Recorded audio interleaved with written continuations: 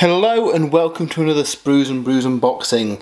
Today we're looking at the launch box for the 10th edition of Warhammer 40,000 Leviathan.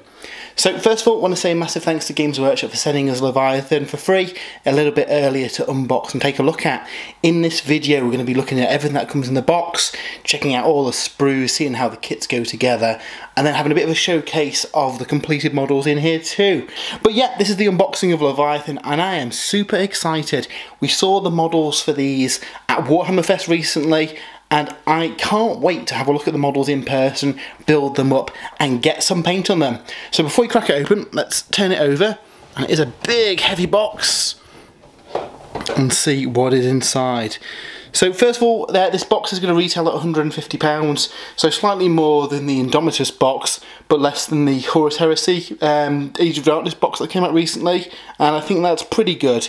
You get the full limited edition book in there. Now that contains the Leviathan kind of core book, the Crusade supplement, and it's got all the narrative in there as well. I believe later on in the kind of release cycle for Warhammer 40,000, those books will be available separately. In this one, like I say, it's a limited edition with all that stuff in, so that's cool. You also get 72 models, a host of stuff for the Space Marines, and brand new Tyranids too, so really exciting kind of models in here. You know, some old stuff that's been given new life, like the new Terminators, and some amazing like reimagined old stuff like the Screamer Killer, along with a few things that are kind of new and at the minute unique to this box as well, like the Barb Gaunts and the Neuro Gaunts, for example. So yeah, this is really exciting. Loads of stuff in there.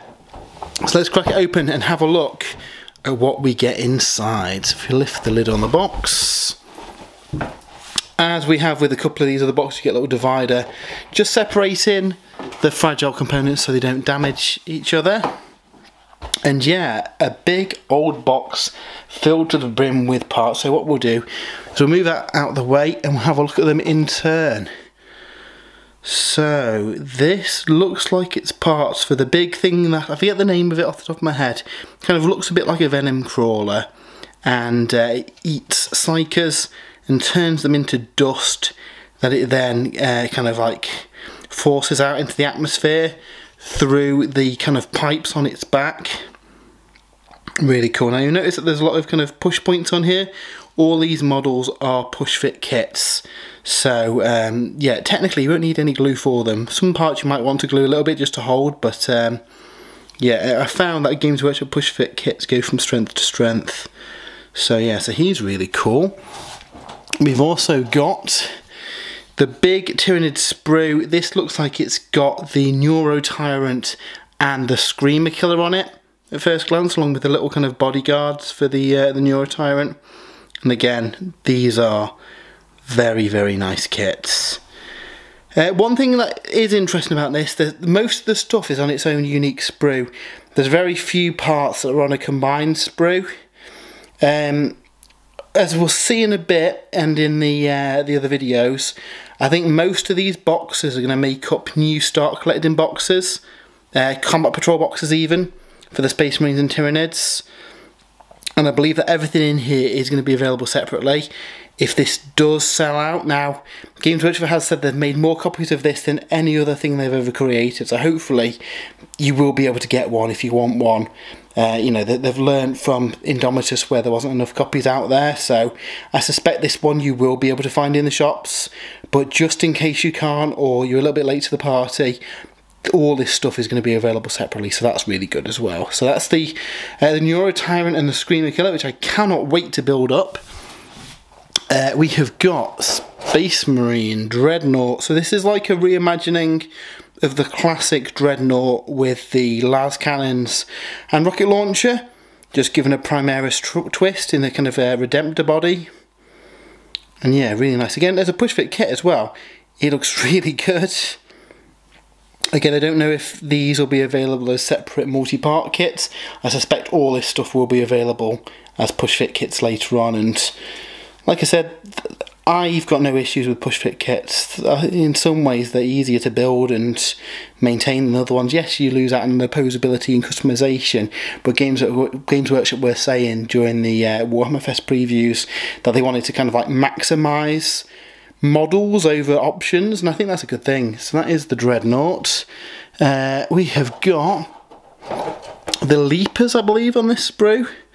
So this is a new infantry unit for the Tyranids. They've got an aesthetic that's similar to Lictors, but it's a new infantry kit. Von Ryan's Leapers, I think their name is.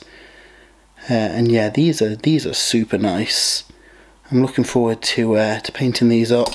I was always a fan of the Lictors, and these, again, there's a little bit of the DNA of the Hormagaunts in the original Hormagaunts from 2nd edition. I kind of got into 40k back then, so a lot of this really does appeal.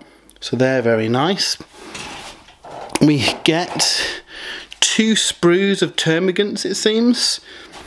Both of these are identical. 3-part sprues, and they have got some rippers on these sprues as well, I believe. Again, these have come a long way from the previous Termagants that used to exist. I'm hoping that we get some new plastic Hormagaunts as well, because they're a very old kit now. But these are really, really nice. There's lots of detail on them, lots of organic shapes, and I think these will take to contrast really well. So if you want to do a big kind of Tyranid horde, you'll be able to do that, so that's good. We have got, looks like we have got some Space Marines now. This looks like the sprue with the Librarian on it. And again, that's a really, really nice Librarian kit. I'm going to be painting up the Tyranid size of this box for the video. Probably as Leviathan, to stick with the kind of the lore. Jay's going to be painting up his side of the box as well as Ultramarine. So again, like I say at the end of the video, we will have a full kind of like showcase of these and show you what they look like. But yeah, the models are so nice. It looks like we've got some more Space Marines here. So the new kind of basically flamer based intercessors. You get 2 identical sprues of them.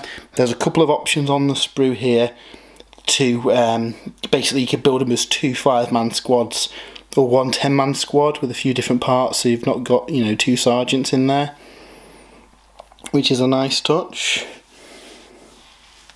Again, these are push fit, but they look really nice.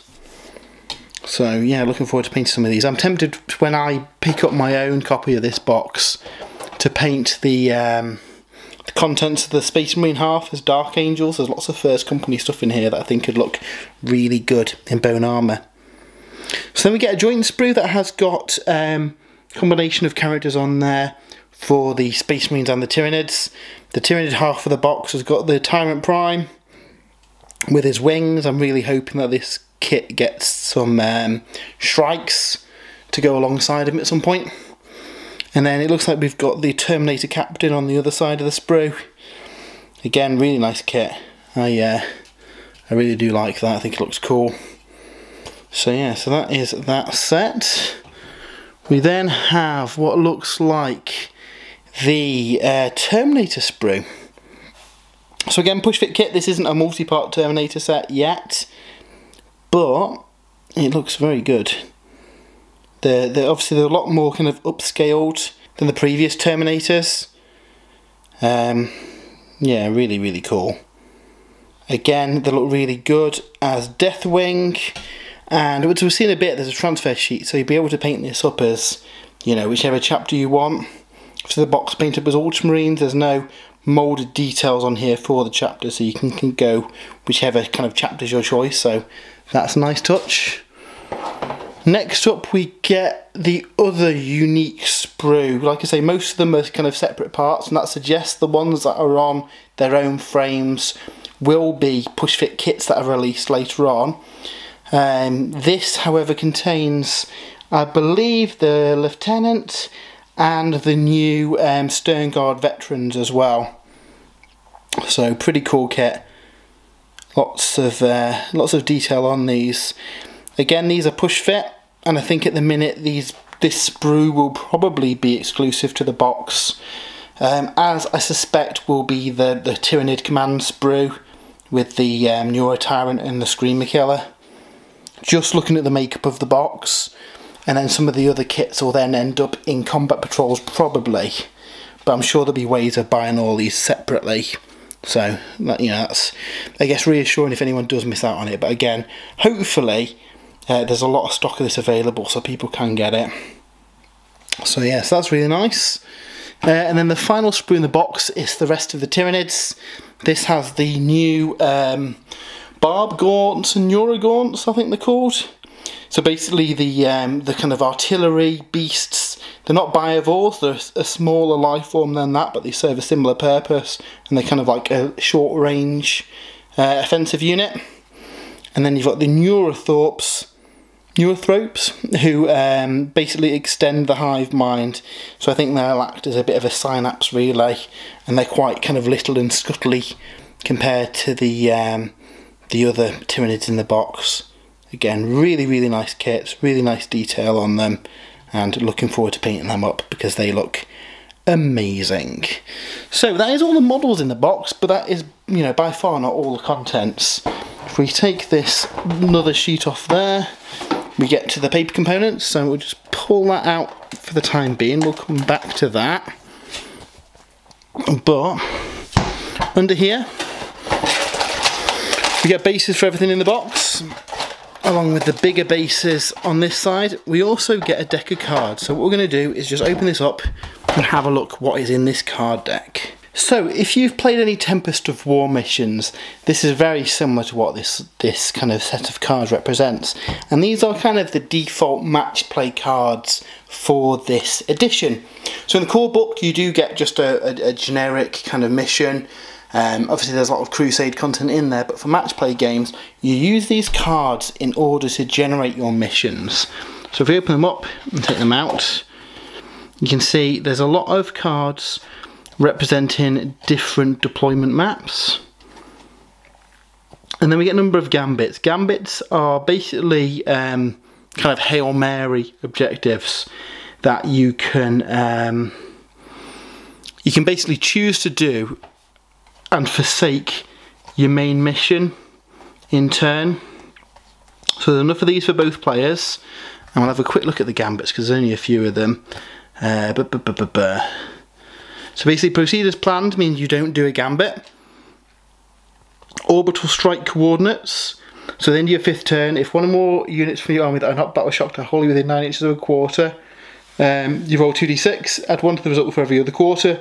If you get 12 or more, you score 30 victory points. So basically these are ways of, if you're losing and the odds are against you, you've got options here for maybe getting back some points at the end of the game. It's very unlikely, but it might work.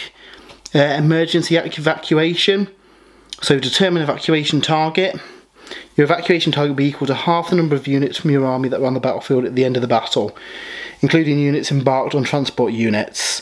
If your evacuation target is less than 4, it is increased to 4, so you have to get at least 4 units off. At the end of your 5th turn, roll 1d6 for each unit from your army that is wholly within 6 inches of the centre of the battlefield, subtracting 1 from the result if it's battle shocked. On a 4+, that unit is marked for evacuation. If the number of your units that are marked for evacuation is greater than or equal to your evacuation target, this gambit is successfully completed and you score 30 VP. So that one basically, you try and get all your guys to the centre, and 50-50 chance to try and get them off. And if you hit the evacuation target, then you do it. That seems easier to get than the other one, but again, I'm sure your opponent's not going to let you just evacuate your units. And then the final one, delaying tactics. Determine distraction unit. Your distraction target will be equal half the number of enemy units that are within engagement range of 1 or more units. If it's less than 4, it's increased to 4. Distract enemy units at the end of your 5th battle turn. Roll a d6 for each enemy unit that is within engagement range. Add 1 to the result if they're battle shocked, and subtract 1 if you're battle shocked. On a 4+, they're distracted. And again, similar, you need to try and hit that target to score 30 victory points. So they're interesting. And again, we get them for both sides. We get mission rules. Again, these are basically different optional rules that come into effect. So Chilling Rain, for example, has no effect, but other ones will have different things that happen within the battlefield to mix things up and add an additional layer of rules on top. Twist cards, I think they used to be called. But yeah, these all have different effects that come into the game. and again we get a full set of them. We then get secondary missions for both sides. So if we get these out here, so these are similar to your secondaries in other ones. Again, there's a range of these. We'll cover all these properly in another video, but these essentially are used to generate your missions. So, and there's a set of those for both players in here, so you just need one set if you want to play a game, which is pretty handy. So 2 sets of them. We also get some primary missions too. So the primary missions basically determine the kind of main mission. These are similar to the ones that were in the chapter approved volumes of the previous edition. But basically these cards again let you generate your mission with a number of rules. Again, what we're going to do is have a separate video where we dig into how this works in full detail, but they're all included in there. And then you also get a sheet of objective tokens, and you get the rules for generating the games as well. So first of all, you muster your armies as described in the core rules. You determine your mission from the decks. So players then determine their mission by shuffling and randomly drawing one card from the deployment, mission rule and primary mission decks. That gets the base kind of rules. You then read the mission to see what needs to be done.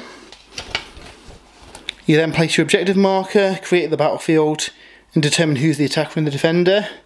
And then you use the secondary mission decks in order to generate your secondary missions. And basically you've got a choice between picking fixed missions that you're trying to do, or tactical missions where it's fluid throughout the game. And obviously there'll be pros and cons for both of them. You then work out all of your battlefield formations, deploy your armies, work out who gets the first turn, and then play through.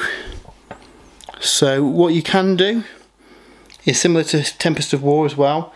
Get a stratagem to change your secondary missions, and then you've got the Gambit deck, like I say, is used to do those Hail Mary effects at the end of the game.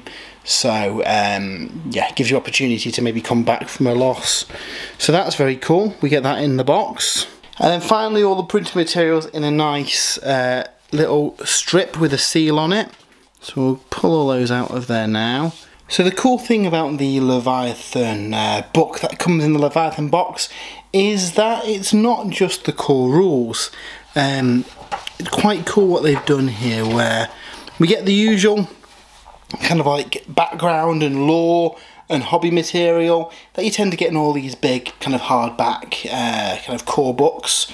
We've got the core rules in here too, but you'll notice that they're all separately numbered on the pages, which is great. It means that if they ever reprint this in a different format, by now you've probably seen the free rules on Warhammer Community, which will follow the same numbering system, and you know, they could just do a slimline paperback core rules that they could put into battle boxes and the like.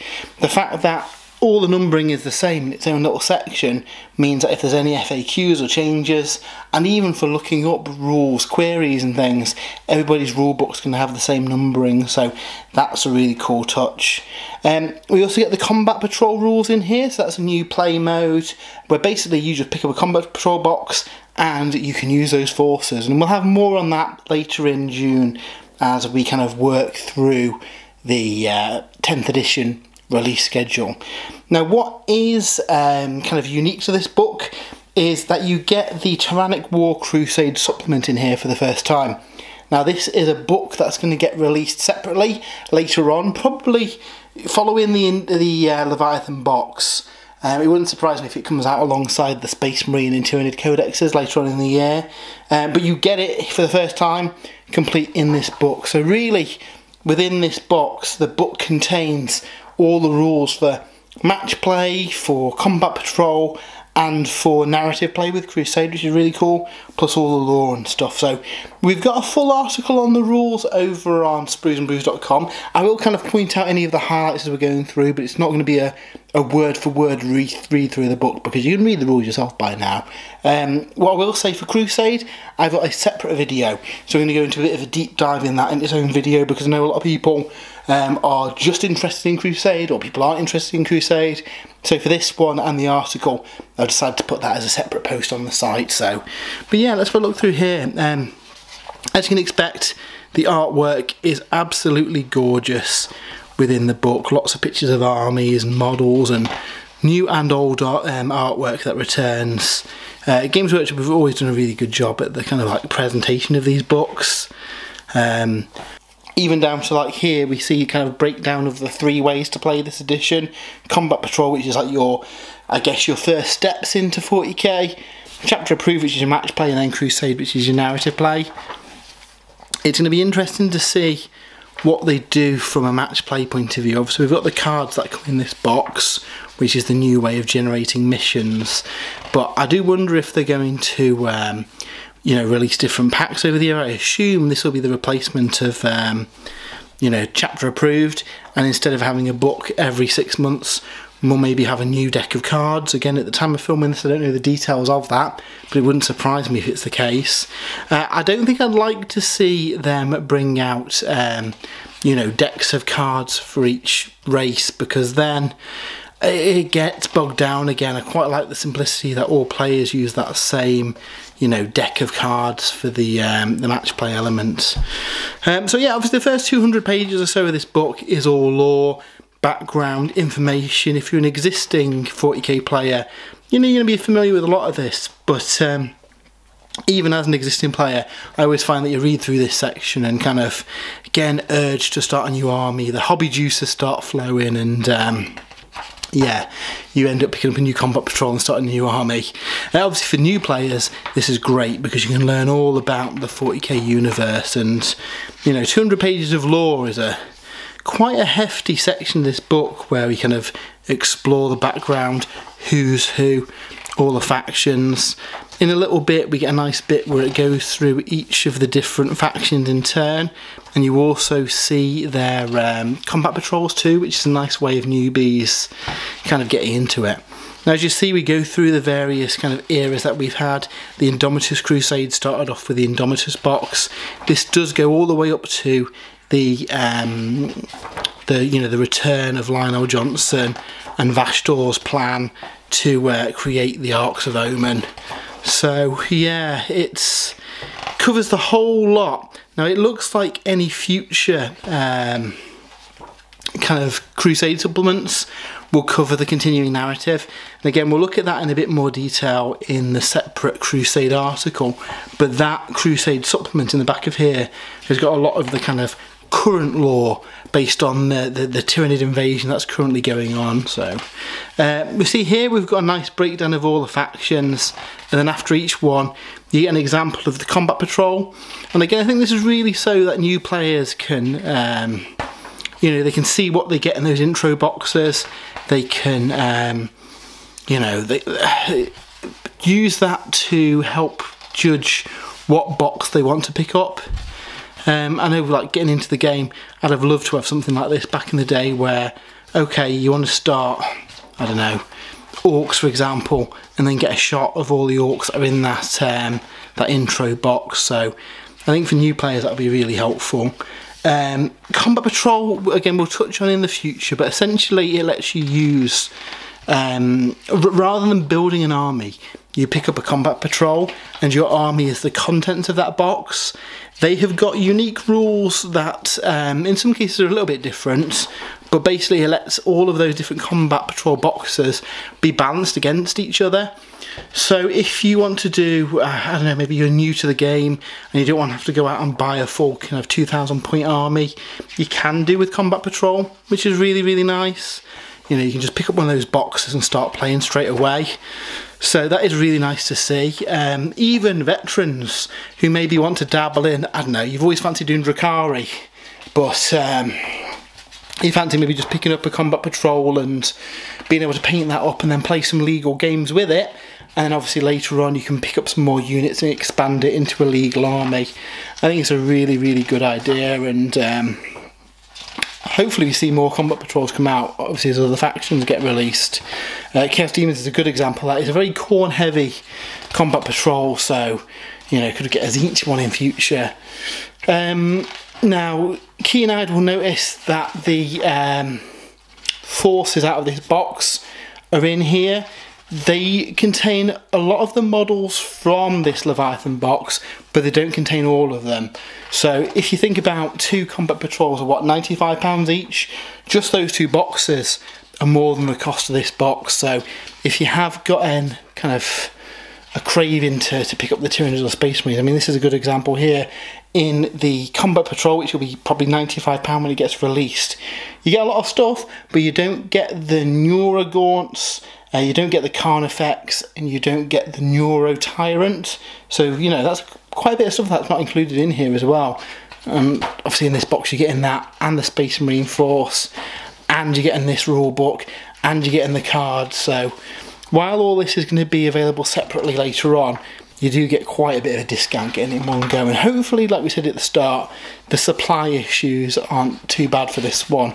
I think that Games Workshop have been putting a lot of resources into making sure that they've got enough boxes for everybody who might want one, because I know people will be a little bit disappointed if they can't pick up one of these, and I'm pretty certain that Games Workshop want to sell a lot of boxes of this.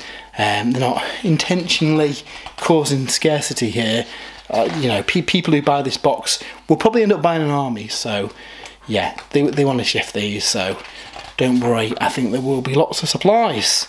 So going on to the core rules, again, you at the time of watching this, you can probably pick up the core rules for free on Warhammer Community.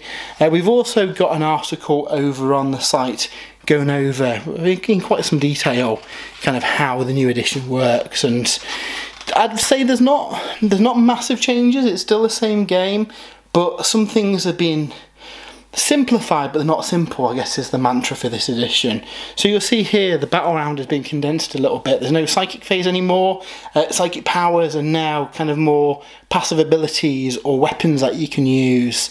The battle shock phase has been moved within the command phase. So little tweaks here or there, but they do have quite an impact. But we'll call out battle shock for an example. So there's a concept of half strength, and basically that means that if you say you start with 10 models and you lose half of them, you're at half strength. Once you're below half strength, you take battle shock tests. Now in the previous edition, individual kind of models couldn't get affected by that, where now if a model has lost half of its wounds, then it is also below half strength.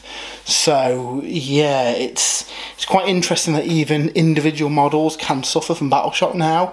Battle shock is very much the same concept. You roll 2d6, you're trying to be equal or beat your leadership value. So the lower the leadership value, the stronger it is. And sometimes there'll be modifiers that affect that, but there's no kind of working out how many models have died and reducing that from your leadership. That's all gone now. It's just a straight roll against your leadership. But it does have some pretty big effects now. If you are battle shocked, your objective control is 0. So that's a new stat that's in the game that basically shows how good you are at holding an objective. Some units might have a value of 0 base and they can't ever capture objectives. Some might have a value of 2 or 3, and a big unit of 10 of them is really good at holding the objective. This means that if you can force battle shock onto a unit and reduce it down to 0, you could just go in there with a single character on foot and take the objective from under their noses. So that's going to be really important in games. Also, if you're battle shocked and you fall back, you've got to do a desperate escape test, and that means for each model that falls out of combat, you roll a dice, and on a 1 or a 2, you lose a model.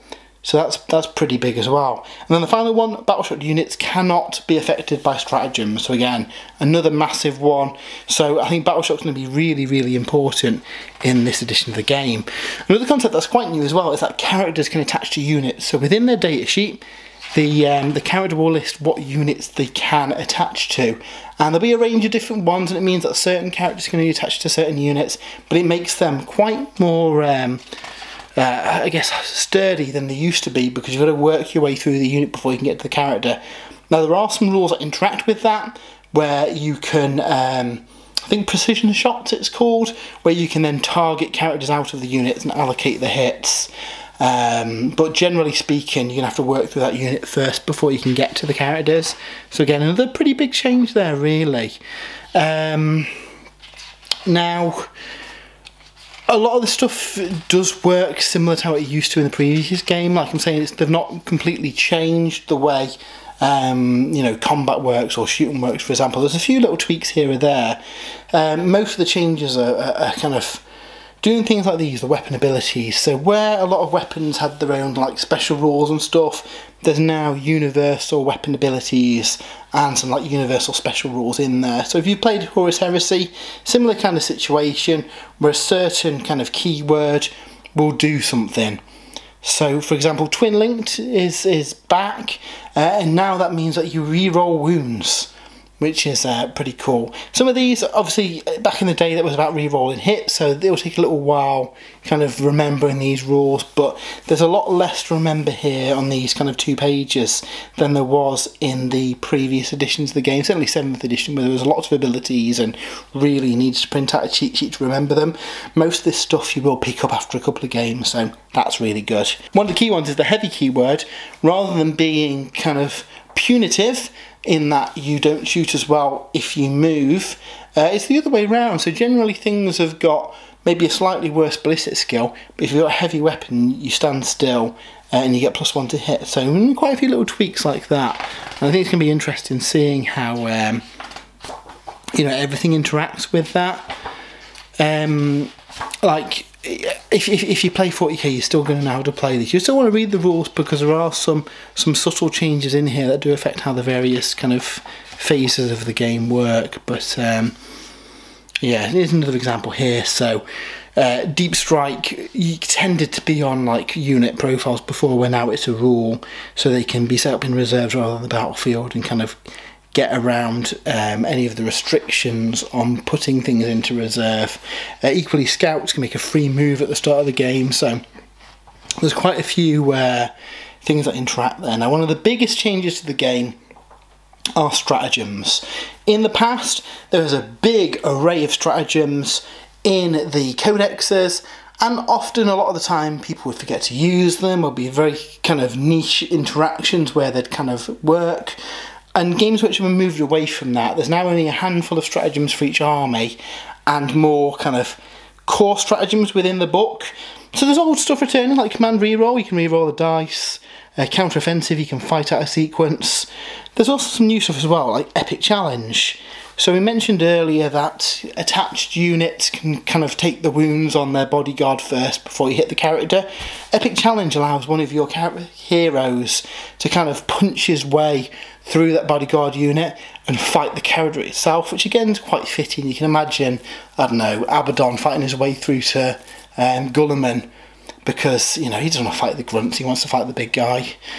Insane Bravery is very similar, however now you get to make the roll first and see if you pass your battle shock, and if you fail you can then spend the command point. Grenades are a little bit different. Now you pick a unit within 8 inches, you roll 6d6, and for each 4+, they suffer a mortal wound. So that's pretty cool. Tank shock's also cool, similar kind of situation. If you've charged in with a tank, you do you roll a number of dice equal to the strength, and if the strength is higher than the target, you add an additional 2 dice on top of that, and then you roll them, and for each 5+ you do a mortal wound. So with a particularly strong vehicle, you could do an awful lot of mortal wounds with that, or finish off a unit, or again, quite some cool stuff you can do. Now there are some stratagems that take place in the opposing player's turn as well, which is quite interesting. So rapid ingress in your opponent's movement phase, essentially you can bring your deep strike guys down, which is pretty cool. Fire Overwatch is interesting in that you can trigger it at the end of any movement or at the charge phase. So you don't necessarily have to wait till somebody charges you. You could say your opponent makes a move or your opponent falls back. At the end of any of those movements, any unit can shoot. And again with the Overwatch, you know, it adds a lot more options to the game rather than you know, solely being on Overwatch. It's more like the old school Overwatch in 2nd edition, where actually you might be better off using it in the movement phase. When an enemy unit gets onto an objective, you then open up to try and stop them from taking it, which is cool. Go to ground gives you an invulnerable save, pretty cool. Smoke screen, again, your vehicles will have a smoke keyword that triggers it. Heroic intervention has changed a little bit. It doesn't necessarily have to be characters that do it now. Any unit can heroically intervene. So you can have a decent elite unit hanging around near one of your weaker units. Your enemy charges in to your weaker unit. You can spend 2 CP, and your decent unit can then heroically intervene and get kind of involved in the fight. And there's quite a few units like the Von Ryan's Leapers who get to do that for free without spending any command points as well. And in addition, they get strikes first when they do it. So it adds lots of things that your opponent has to think about while playing the game, which is pretty cool. Scenery in general has been simplified. Gone are the kind of, I guess, the more confusing scenery rules from the previous edition. Things are a lot easier now. For example, buildings, you've got plunging fire, so if your units are higher up, they get +1 AP. Again, those things you'll pick up as you play through the game. It's always the case in a new edition where there'll be new rules and new things that come in. One of the big things that's changed in the edition is how you build an army. So you pick your battle size, and really there's 3 sizes of battle: 1,000 points, 2,000 points, 3,000 points. You create an army to that points level based on the faction. You then select a detachment. Now in the free downloadable rules that'll be coming in the next few weeks, there will be just one of them, but when codexes come out there might be multiple detachments that you can pick from, and they're basically, they don't affect your list building, but they basically give you a kind of a special rule that applies to your army. And then for building your army, you're very freeform. You pick at least 1 hero and then go wild. Each unit that isn't battle line you can take up to 3 of. Each battle line unit you can take up to 6 of. Epic heroes, you can only take 1 of each epic hero, so you're not restricted to 1 epic hero across your entire army. It's you know, you can only take Abaddon once, for example, but you could take Abaddon and Vashtor if you wanted. So yeah, it makes things a lot easier. You pick a warlord and then you get to it. A lot easier. There's no different force organisation slots and all that kind of stuff. It has been simplified massively, which is really good. Should lead to some cool kind of different lists. Now, one thing that has changed a little bit are objective markers. You can pass over them, but you can't stand on them. So gone are the days of an Imperial Knight standing on an objective and stopping anyone from getting within range of it. You can't physically stand on it, and it also gives you a really good excuse to model those objective markers now. So in previous editions you could model up some, you know, core barrels or a banner or something as your objective marker, but in reality in the game, because you could stand on them, you'd have to kind of like remove it from the battlefield. But now you can use those with no penalty because you can't stand on top of them anyway, and I really prefer kind of like 3D stuff like that. So we get a little bit on combat patrol. This is very bare bones in here because it is, I guess, the equivalent of pick up and play. You get your combat patrol, there'll be rules for that combat patrol, and then there's specific missions that are in here that you can use when fighting over them. And it wouldn't surprise me if they expand this combat patrol out stuff further with new missions and rules and stuff if it gets popular. I think that's going to be something that people want to play. Now, we've got a separate video where we're going to cover the Crusade stuff, so I'm just going to flick through here. But the last part of the book is the full Crusade supplement for the Tyrannic War.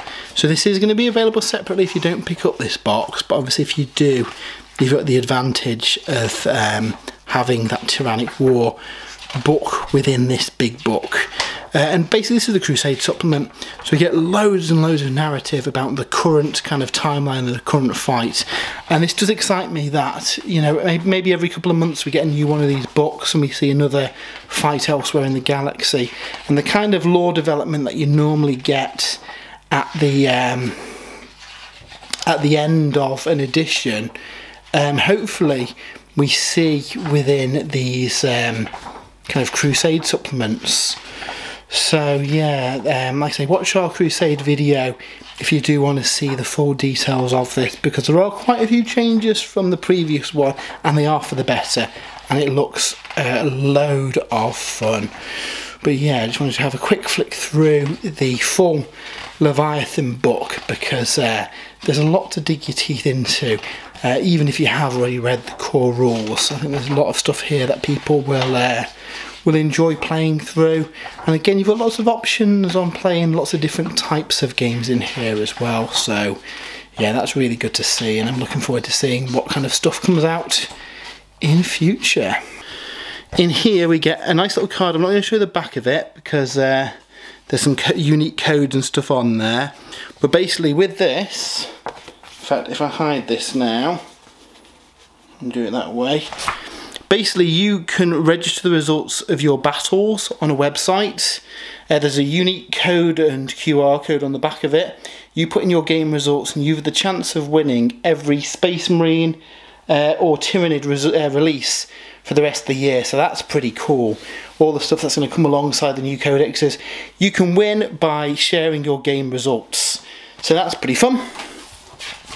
Transfer sheets also included in here, with all the major chapters represented with Ultramarines, Dark Angels, Blood Angels, Space Wolves, Raven Guard, Imperial Fists. So lots of options there, which is cool. Looks like we've got icons even for the Dreadnought as well, with the Deathwing symbol. So yeah, really, really cool. Lots of numbers and stuff on there too that are more unique. So all your squads you'll be able to number up using this, so that's very nice. So cool transfer sheet. We also get the Leviathan instructions as well, so what I'm going to do is have a quick look at those and we'll see how the kits in the box go together. So like with the other more recent instruction manuals that we've had from Games Workshop, we get a little kind of sizing diagram that helps you determine the correct base sizes to use on your models, so that's really, really handy. We then get a full breakdown of all the sprues as well, how many of each size base that we get. Again, they're all labelled as well, making life a lot easier. And then yeah, we go through the parts. Now like I say, there's not much in the way of multiple options on these kits. These are pretty much designed in order for bang for buck the most models that you get. Some of them do have a couple of different parts on there, but that's mostly going to be with those squads that are on 2 sprues, and one model then gets built as a sergeant and the other one gets built as just a normal guy. But even for push fit kits, these are really, really detailed models, and yeah, I think that people are going to have great fun painting these up. Those Terminators look nice. I mean, see, the Terminators have got a couple of different head options that you can use, which is cool. I also really like the little kind of teleport beacon as well. That's pretty cool.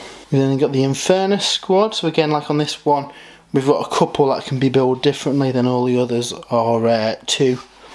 One from each sprue.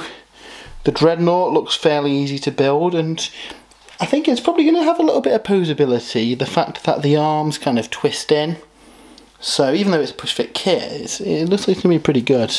I've got no issues really with push fit kits because they go together really, really well. If you do want to glue them, what I would say is just file or cut down the pegs a little bit, because what you'll find is that when you use the glue to kind of push them in, you'll create a couple of millimeters, and that can make the part not fit completely flush. So if you do want to glue them, just cut those pegs down a tiny bit and then they should fit fine. If you just push them together, you'll have no problems. Some of the more interesting joins on them, you might want to use a little bit of glue just to hold them in place, but on the whole you should be able to build this entire box without any glue at all, which is really, really handy. We then get basic rules for all of the models in the box too. Now I assume that we're going to get the full rules to use this on day one.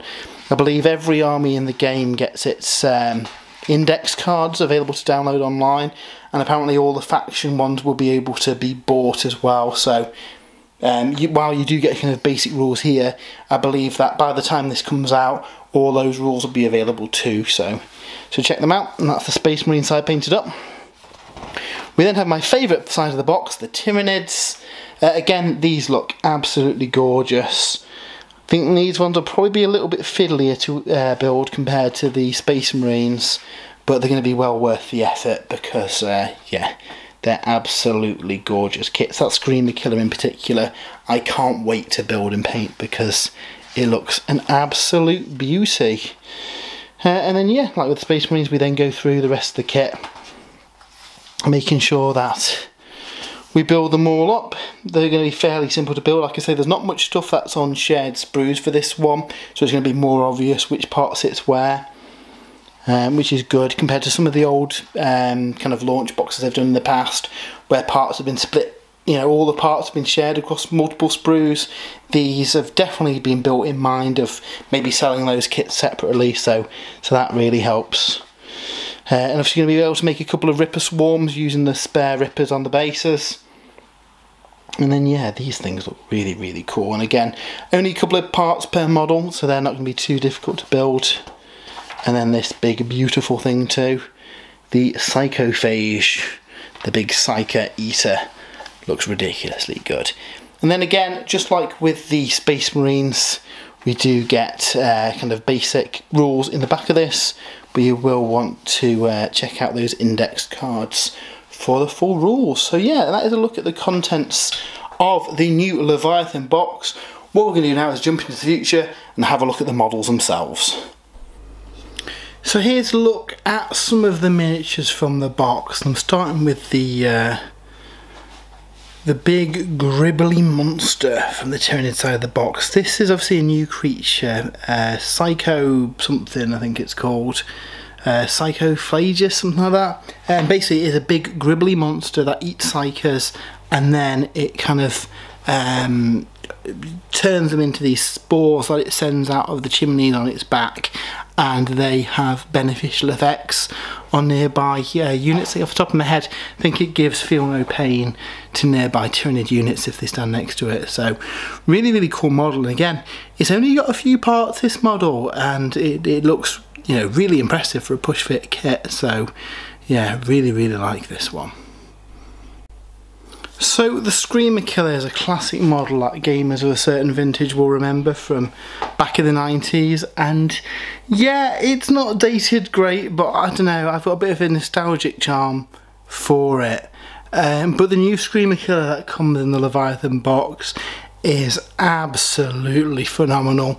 It's still, you know, you can still tell it is a Screamer Killer. It's got those same four kind of claws, the big screaming maw, even down to the same kind of design on the legs and the carapace. But yeah, he looks way, way better than the old one. It's really cool that Games Workshop have been doing that recently by taking old models and reinventing them with a kind of a new look to them. I'm really glad that they've come out. I kind of hope that there's a plastic multi-part one on the way, because as cool as the model is, I think if you had two of them in a similar pose, I don't know if it'd quite work in the army. So hopefully, maybe with a little bit of cutting and repositioning, you can make a slightly different pose for it, but I'm hoping to get a full kit at some point. And here's an example of all of the other Tyranid models in the box. Obviously you get quite a range of different units, from the winged Tyrant Prime at the front to the Rippers that are included on the Termagant sprues, the little kind of markers that come with the Neurotyrant, the Termagant himself is, you know, a little bit chunkier than the old ones. The Barb Gaunts are really cool, but then another one of the kind of key models in the box is that big horrific Neurotyrant. And one of my favourites are actually the Von Rhind Leapers though. These are like a Terminator base sized infantry, who are basically like an infantry unit, kind of Lictor type. I really hope that we get the ability to do a full kind of like first wave Tyranid army, where you've got all those different kind of infiltration creatures and the stuff that kind of hits the planet before the main wave comes. I think it'd be really fun to do as an army, so hopefully in the Codex there's some new stuff on the way that lets us do that.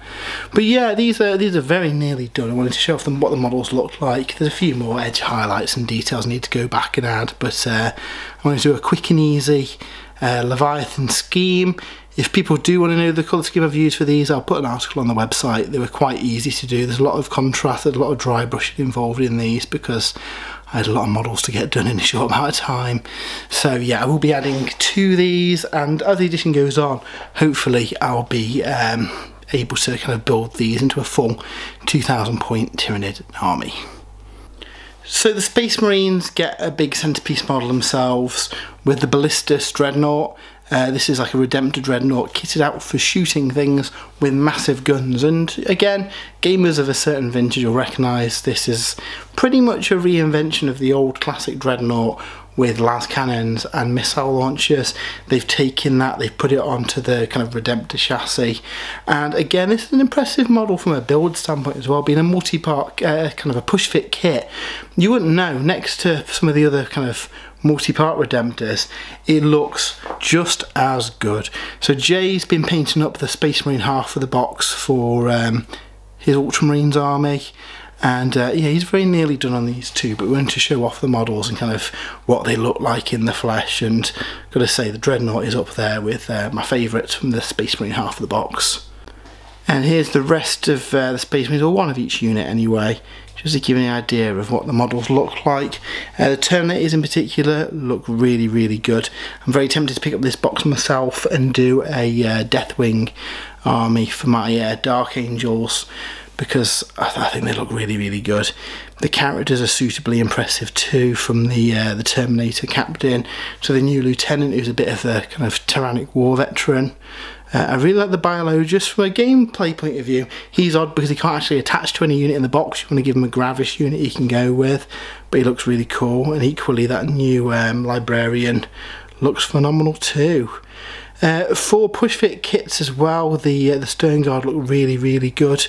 Obviously, you've not got the customizability of a multi-part kit, but the push-fits look just as good side by side to other models. So yeah, really looking forward to seeing these guys finished. And what we will be doing is, in a couple of weeks maybe, have a battle report pitting the two sides of the box against each other. We've got a couple of models that we just need to finish each, and then yeah, we'll be putting these armies against each other. But yeah, that is our unboxing of Leviathan, the new launch box for the 10th edition of Warhammer 40,000. Again, massive thanks to Games Workshop for sending us a free review copy to have a look at. We've got a lot of 40k content coming up in June, so over on spruesandbrews.com we have got a full write-up of the rules. I've got a full written article breaking down this box as well. I've also got a full write-up and video about the Crusade campaign too, and then throughout the month we will be having articles on each of the factions. We'll be doing battle reports later on, all sorts come in, so stay tuned to the channel and spruesandbrews.com for all that. If you do want to see any of that, why not give us a follow? It helps support the site. Give the video a like and let us know what kind of things you're looking forward to in the 10th edition. Are you starting a new army? Are you going to be building up and painting any of these guys? You know, do you want to get this box? It looks really cool. I think it's a bargain for £150 for the two armies plus all the rules and the stuff in there. Hopefully there will be enough supply of this. I've got a feeling Games Workshop want this in as many hands as possible, so I wouldn't worry too much about it selling out straight away. I think there will be enough. If people want to get one, there will be enough available, hopefully. So yeah, if you do want to support the site as well, we've got an affiliate link to Element Games. If you order your Leviathan box through Element, we get a little bit of a kickback, which helps kind of run the site and pay for all the costs and everything. We've also got a Patreon as well, patreon.com/spruesandbrews, where you can get access to some behind the scenes outtakes and extras, and again, help support the site. But yeah, until next time, have a great weekend, and we'll see you soon.